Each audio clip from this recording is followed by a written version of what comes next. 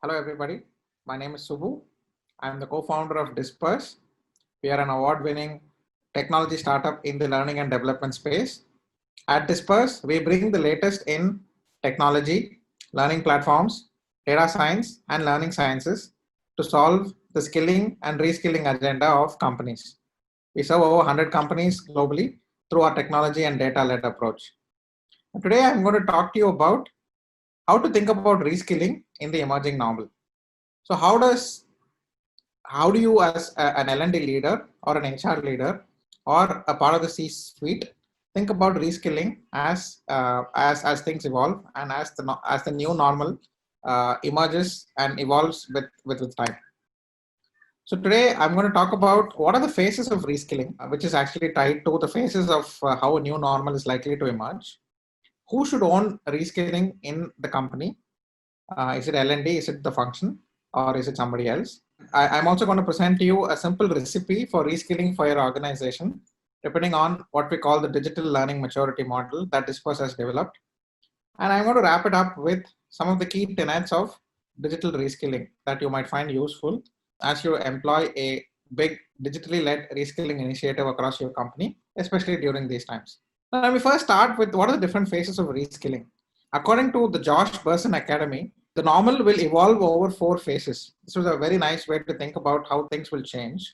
The first is what's called a react phase, where the pandemic just hit us and people were rushing to work from home. It was all done in a hurried manner. The second was respond, where started thinking that work from home is going to be the new normal at least for some time. So the HR and other processes were starting to realign to actually respond to the new possibility of working from home, getting business continuity in place, and so on. Return is sort of where we are right now, where most economies have started to open up and either partially or fully work from offices is allowed. Now, whether you as a company have adopted it or not is a different issue, but still, you do still see some segment of the workforce having returned to the workplace. That's where we are mostly. And finally, it's the transform phase when hopefully the vaccine will be in place, when the world is truly about to be out of the pandemic, where the key business consideration there is how do we as a company, change our offerings, change our product services as well as our people policies to the new world. So these are the 4 phases. It's a very simple and nice way to think about it. Now, if I were to apply this framework to the world of skilling and training and learning and development, here is how things will pan out. And this is a very rough approximate, a conceptual estimate. If you talk about working from home, in the React phase, it was 100% working from home. I'm not talking about white collar frontline employees. I'm talking more about white collar office employees, the knowledge workers, and people who are somewhere in the middle. So we started off with 100% working from home. On the respond phase, once some lockdowns were getting lifted, maybe it was about 75 to 85% working from home. Now, as we are in the return phase, maybe half the population is working from home. Again, it might still be 100% for your company, but this is just a rough number across industries. And in the transform phase, we expect it to be around 50 to 60%. It will not go back to 0% for sure, because the world is getting ready to work from home. Now, let's talk about facilitation. Now, the green line represents virtual facilitation, and the blue line represents face-to-face facilitation. Facilitation is still 50 to 60% of L&D spends of a company even today. Now, as a result of the pandemic, a lot of the facilitations which were to be done face-to-face were shifted virtually. So during the React phase, it was 100% virtually facilitated. Now it's starting to come down. Again, during the transform phase, we don't expect this to go back to 0% virtual and 100% face-to-face. It's got to be around 50-50 or probably more virtual facilitations, the high-value facilitations, the executive facilitations, leadership facilitations, or facilitations that require you to really take time off from work. Those are likely to be done face-to-face. But facilitation is likely to be broken down into bite-sized chunks. So, and the size of a bite in virtual facilitation, according to me, is 90 minutes. So you will start seeing more 90-minute sessions, even in the new complete normal when things are completely back to a sort of a new normal. Now, how about digital learning? A lot of the companies had L&D, but it was not digitally led. Now, this is a rapid transformation that started to happen. Digital transformation of companies, of economies is happening at a very, very rapid pace. What's happening in 3 years is probably happening in a year. So as a result, the footprint of digital and learning is going up continuously, and it will probably converge at 100%. So even if you have physical face-to-face training, there will be a very strong digital component around it. Now, you cannot present or strategize about reskilling without thinking about skills. Here's a simple way we think about skills. It's not rocket science. It's very simple. There are three kinds of skills: functional skills, which are specific to a sector, like operations, sales, marketing are very specific to a sector. There are sector neutral functional skills like legal, human resources, technology, which are also functional skills, but skills that fall under these categories, like how do you do negotiation, or how do you design product management. These are all sector neutral functional skills. And then there are digital tools like Jira, Excel, PowerPoint, the programming languages. I would still call them functional skills, but I would put them under a new category called digital tools. Second is leadership skills, and the classical way to think about leadership skills are leading self, teams, and organizations. And what skills anybody requires depends on the leadership passage, whether they are an individual contributor or whether they're an enterprise leader. And there are 6 levels across leadership skill requirements for anybody changes across these leadership passages. And then finally, there are mindsets. Now, mindsets is interesting. While some mindsets are important across industries or across every player in an industry, so certain mindsets are specific to a value. So your company might have a customer first orientation, or your company might have an employee first orientation or a people first orientation. So accordingly, your mindsets have to change. They also depend on your vision. They also depend on, of course, your leadership passage. So these are 3 different skills. And how do you actually reskill depends also on what kind of reskilling you're talking about. So if you think about what role L&D has to play, till the pandemic struck, HR and L&D actually led all the business, all the L&D initiatives, at least for mid-sized and large-sized companies across the company, which was, in my view, more of a problem, because that meant that L&D was always, learning initiatives, especially if it came to the digital world, always got second-hand treatment. So if you look at an adoption of an HRMS system, or adoption of a CRM system, or adoption of any digital platform for any core business operation, it's usually very high. And the active usage is about 50 to 60%, whereas the active users in a learning system is always less than 15%. The reason is because learning systems are not systems of record, and learning has still not been truly integrated into the flow of work. I always think about learning as something I definitely need to do. There's no question about it. But organizations and L&D departments and L&D leaders haven't figured out how to integrate that into my daily operational way of work. But I think this is all set to change. I believe L&D will now be central, and functional skills and leadership skills and mindsets will be driven by the L&D team centrally, because this is sort of cross-functional. And every function will now take on the mantle of driving functional skills for that function. So essentially, a sales will have a sales enablement team, which will work hand in hand with the L&D team. But the sales enablement head in a company will actually drive adoption of digital L&D and reskilling initiatives in sales. Likewise, marketing will have a marketing enablement function. Technology will have a technology academy. I believe this is a much better model. It takes the best of both worlds. And if the faster companies shift to this sort of a model, the better companies will learn. And if companies don't embrace this new reality, they will end up falling behind. Now, how would you reskill? How would you begin with reskilling, right? Especially in the evolving conditions of digitalization. I'm sure your company has its own digitalization agenda, and learning is an important part of it. But having done digital learning transformations for over 120 companies globally, and having seen different kinds of companies across the spectrum in sophistication, we believe that where you start off in reskilling depends on where you stand on a broad spectrum. And we call this a digital learning spectrum. It comprises 2 elements: digital maturity and learning maturity. So how mature is your digital organization and how mature is your learning organization? A combination of the 2 dictates a digital learning maturity, and by extension, where you need to start your reskilling journey. Now, on digital maturity, in our view, comprises 4 things: devices penetration. How well are devices penetrated in your company? With working from home, laptop is a given, but some companies may have a mobile policy. How penetrated are enterprise applications? Does your company have a CRM? Does your company have a HRMS system? There are lots of new age HRMS, HCM companies, human capital management systems that have been born. So how mature is your enterprise application penetration? What's your company's application portfolio like? And how mature is your people data? Do you have data of your company folks in Excel sheets?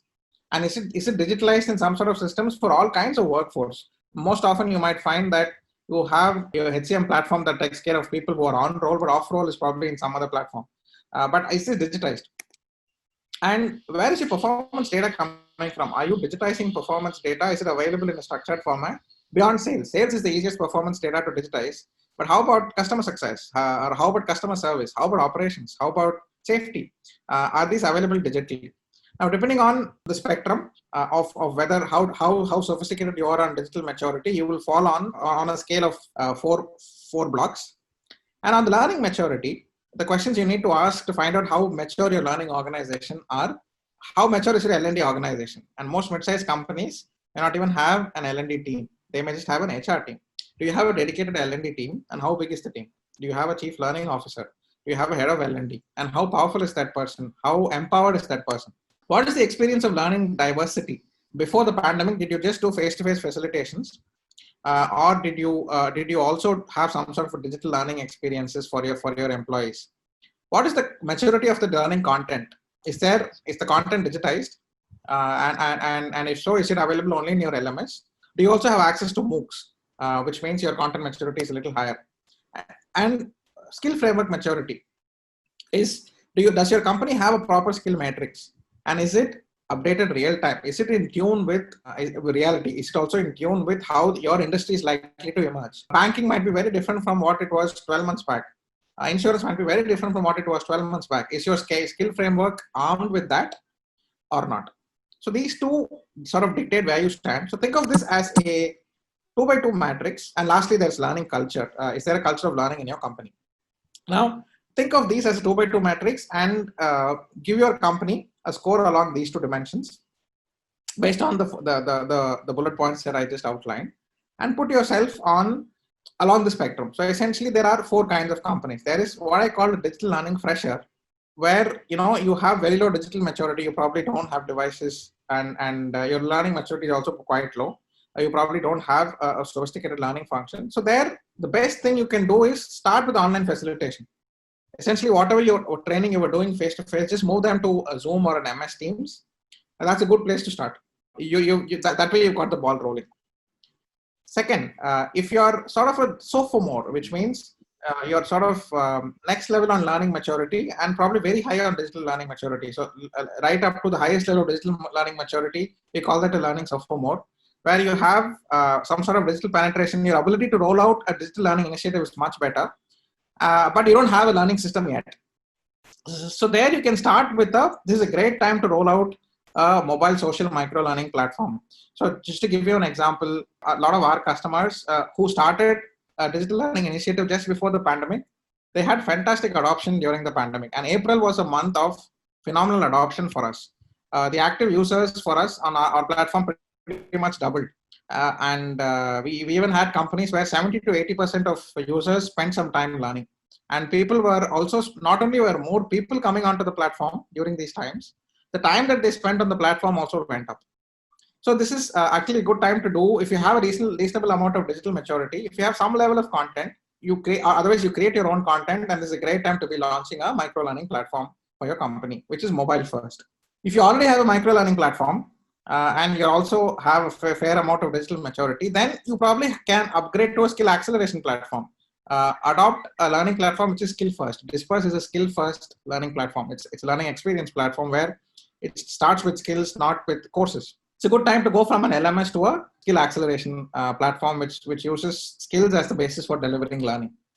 And if you're already there, I find very few companies who I truly call senior, where you already have a sophisticated LXP implemented. Then you can start thinking about bringing performance into learning and personalizing learning recommendations based on performance data. There are a few companies who do that, and those are the companies that will lead their categories. What's good news is we have personally seen companies go from 1 to 2 to 3 to 4 in the pre-pandemic world. not to 4 at least, but go from 1 to 2 to 2 to 3 in about 18 months. And you can actually, and in a completely virtual world where the digital inclination and generally people are digitally more aware, you can actually do that in 12 months. So even if you're a fresher, fret not, you can get to a junior fairly quickly. Now, what are some of the key tenets for any reskilling initiative across your company? This is based on our understanding of companies that do L&D very well, also based on our implementation with over 120 customers. First is start with the CEO. The CEO has to buy into the platform, buy into this initiative, and declare a message that learning is important in the evolving normal. And that message has to go on periodically. You have to embrace mobile, because the greater are your chances of success if you embrace mobile and a mobile first thinking to your reskilling initiative in the evolving normal. And most importantly, it's the learner who's at the center of the universe. It's not L&D.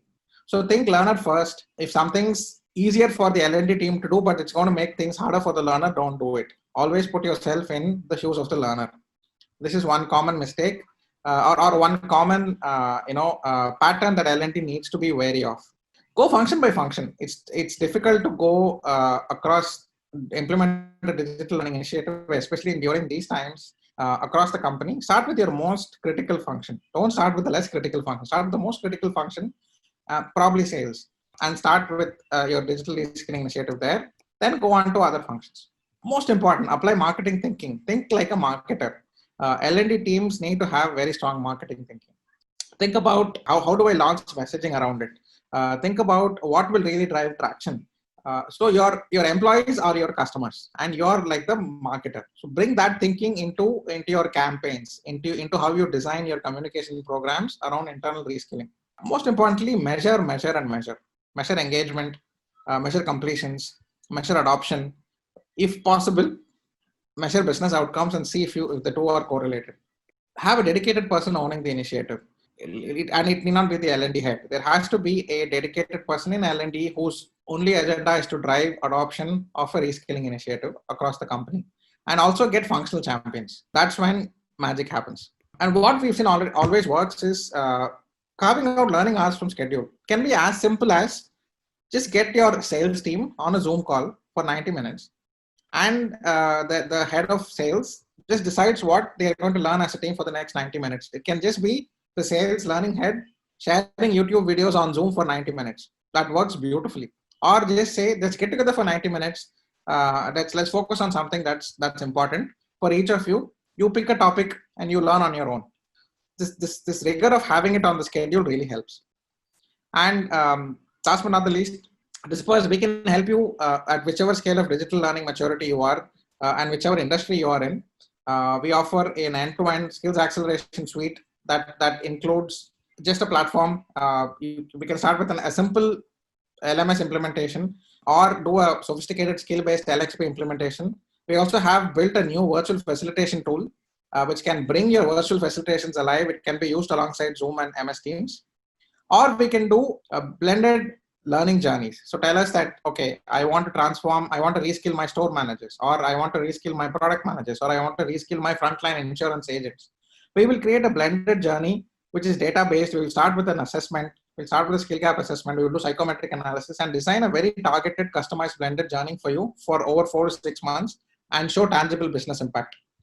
Or we can do learning as a service, where we have taken over the learning and department functions of companies and acted as the partner of the CEO and delivered learning on their behalf as a managed service. We've done that pretty successfully for mid-sized companies as well.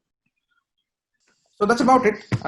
Feel free to write to us if you have any questions, and I'd love to hear from some of you on how your company is approaching the reskilling problem as things evolve. Thank you very much.